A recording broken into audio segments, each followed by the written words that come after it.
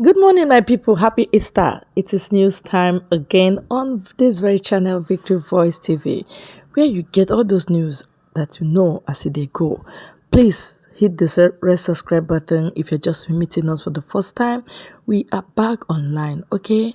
Please join us, like our videos, and also share. Now, propaganda people, they don't come. They have come again against Chimamanda. They wrote a lot of love letter, a lot of garbages against Chimamanda's vision, I know. And that's why I'm bringing it. Maybe we rub minds together to know if this is actually coming from Chimamanda or from the APC e-warriors. Yes, Chimamanda just wrote a letter to Biden telling him not to congratulate Tinubu. Now they are writing another letter on behalf of Chimamanda telling you that Chimamanda is congratulating Tinubu. All right, let me just read what I have here so that you understand that there is no other weapon that Fulani has but media weapon, and they are getting that weapon from Yoruba media. All right, that is terrible. Let us not shoot ourselves on the leg. If you're a media person and you are helping in this propaganda, it will boomerang and you know you will not prosper in it. So let's get to know what they wrote on behalf of Chimamanda Adichie. Let me congratulate you and your party, the All Progressive Congress APC, on your presidential election victory and designation as the president-elect by the Independent National Electoral Commission, INEC. I am not an APC member, but I voted for you because you were the only presidential candidate among the three main contenders who I thought had the capacity, expertise, and broad-based national political backing to enact much needed economic reforms and policies. Following the election and declaration of your victory as president-elect by the INEC, there has been a sustained and vicious media campaign to discredit and delegitimize not only your victory, but the entire presidential election, which I dare to say, and based on my own voting experience, was peaceful, credible, and a reflection of voters' choice, at least in my polling area. Prior to the presidential election, I and many of my supporters endured months of vicious, malicious, and outright demeaning and virulent social media attacks and provocations, primarily from supporters of the People's Democratic Party and the Labour Party's presidential candidate, LP. You must have gone through the same thing while maintaining a polite, quiet, and focusing on the objective of winning the presidential election. Your stoic demeanor in rejecting the attacks, insulting caricature of your person, and foolish attempt to criminalize your health stage gave me and my followers the confidence to continue supporting your candidacy without submitting to the provocation.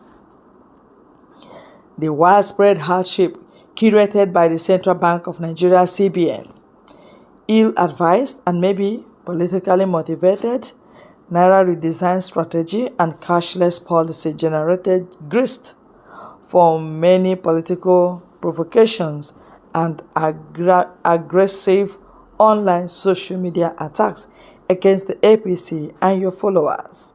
Surprisingly, you were the only presidential candidate to speak out against the CBN devilish swine monetary policy, while calling on the CBN governor and President Muhammadu Buhari to reverse the Naira redesign policy in the interest of ordinary Nigerians who had been wrongfully denied access to their own money. to their own cash deposited with commercial banks.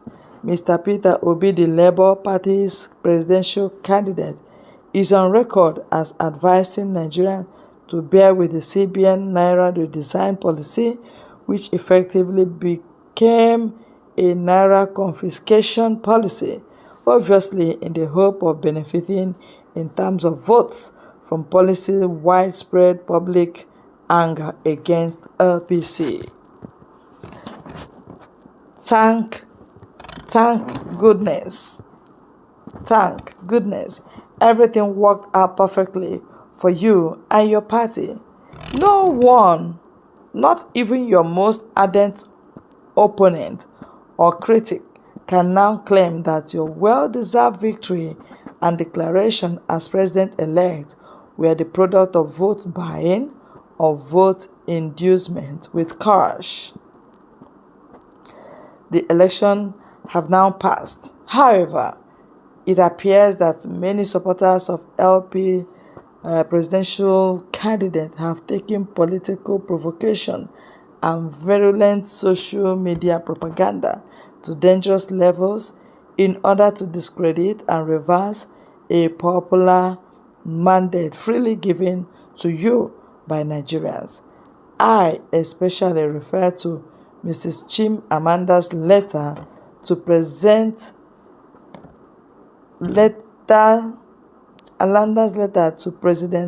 Joe Biden, which was first published on 6th of April 2023 in the Atlantic and American magazine and multi-platform publisher. The letter has since been replicated and reported on by numerous online and traditional media outlets around the world since its publication. Okay, that's what they are writing.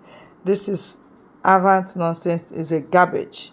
All right, you know it's a propaganda. You know it is not real.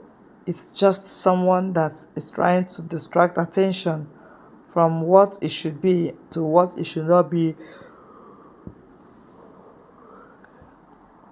at this point in time. Chimamanda has no such time.